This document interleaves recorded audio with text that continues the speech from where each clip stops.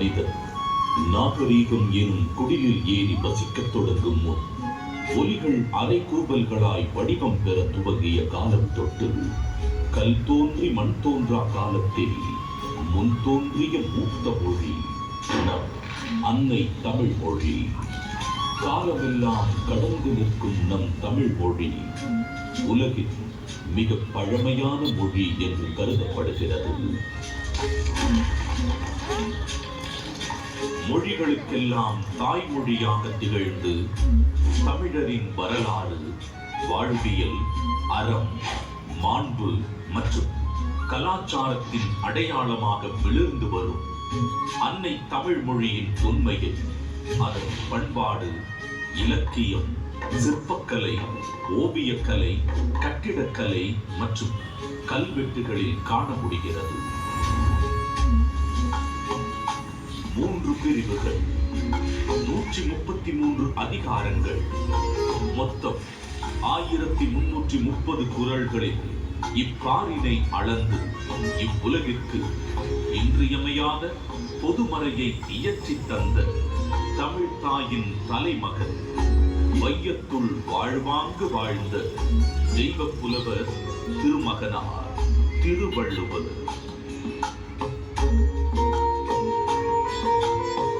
ஐயன் வள்ளுவனின் பிறந்த வருடம் தமிழக அரசால் கிமு 31 என்று வழங்கப்படுகின்றது.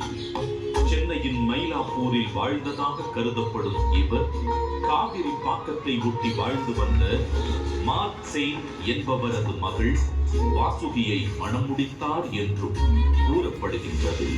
தன்னை பற்றிய குறிப்புகள் மிக குறைவாகவே கிடைக்கப் பெற்றுள்ள போதிலும் தன் சொற்களால் தமிழ் கடத்தி சாதி மத வேதங்களை களைந்து மனிதத்தை உயர்த்தி பிடித்தவர் வள்ளுவர் திருமகனார்.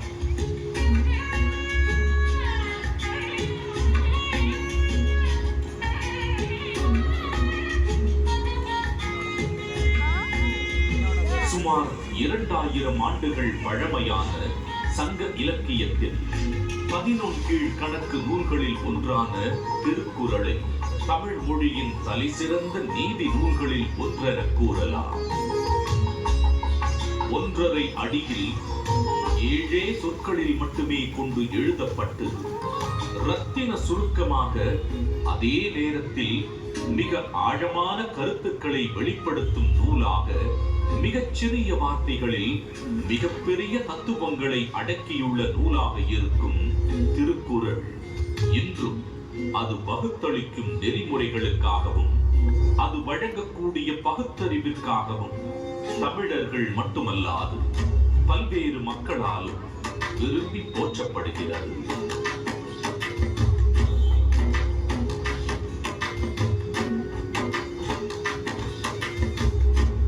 அறம், பொருள், இன்பம் என்று 3 பிரிவுகளாக அமைய பெற்றுள்ள திருக்குறளில் முதல் பகுதியான அறம் எனும் பிரிவில் மனித ஒழுக்கத்திற்கு அடிப்படையான மெய்யியல் மற்றும் தத்துவார்த்த கோட்பாடுகள் நிறைந்துள்ளன. உதாரணத்திற்கு, காலத்தினால் செய்த நன்றி சிறிதெனினும் ஞாலத்தின் மானப் பெரிது எனும் குறள் ஒருவர் செய்யும் உதவி மிகச் சிறியதாக இருந்தாலும் அதை தக்க காலத்தில் செய்தால் அது இவ்வுலகை விட பெரியது என்று கூறுவதன் மூலம் நட்பின் மேன்மையை, உதவி செய்வதன் முக்கியத்துவத்தையும் எடுத்துரைக்கிறது. அடுத்த பிரிவான பொருட்பாலில் வாழ்வுக்கு தேவையான பொருளீட்டுதல், சுய மற்றும் சமூக முன்னேற்றத்திற்கான குறள்கள் இடம்பெற்றுள்ளன. உதாரணத்திற்கு, கற்க கசடர கற்பவை கற்றபின் நிற்க அதற்கு தக எனும் குறளில் கல்வியின் முக்கியத்துவம், கல்லாமையின் தீங்கு, பொருள் கூர்ந்து கற்றல், அதன் பின் அறவழி நடத்தல் போன்ற எக்காலத்திற்கும் பயன் பெறும் கூறுகள் இடம்பெற்றுள்ளன.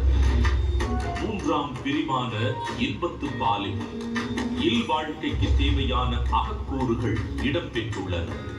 உதாரணத்திற்கு, உடம்பொடு உயிரிடை எண்ணமற்றன மடந்தையொடு எம்மிடை நட்பு எனும் குறள் உடலும் உயிரும் பிரியாமல் ஒன்றாக இருப்பது போல இல்லற வாழ்க்கையில் இருப்போர் ஒன்றாக இருத்தல் வேண்டும் என்ற பொருளுடன் காதலின் சிறப்பையும் இல்வாழ்வின் மேன்மையையும் உணர்த்துகிறது.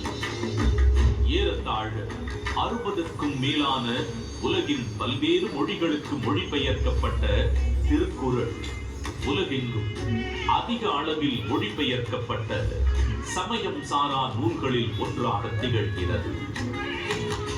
திருக்குறளின் இலக்கிய வடிவமும் பொருளடக்கமும் அதன் செம்மொழி தன்மையை வெளிப்படுத்துவதுடன் உலக இலக்கியத்தின் ஒரு மாபெரும் ஆவணமாகவும் விளங்கி தமிழின் தொன்மையையும் தமிழர்களின் பெருமையையும் இப்புவியெல்லாம் கொண்டு சேர்த்துள்ளது. வள்ளுவருக்கும் அவருடைய குறளுக்கும் பெருமை சேர்க்கும் வண்ணம் அன்றைய தமிழகத்தின் முதலமைச்சராக இருந்த முத்தமிழ்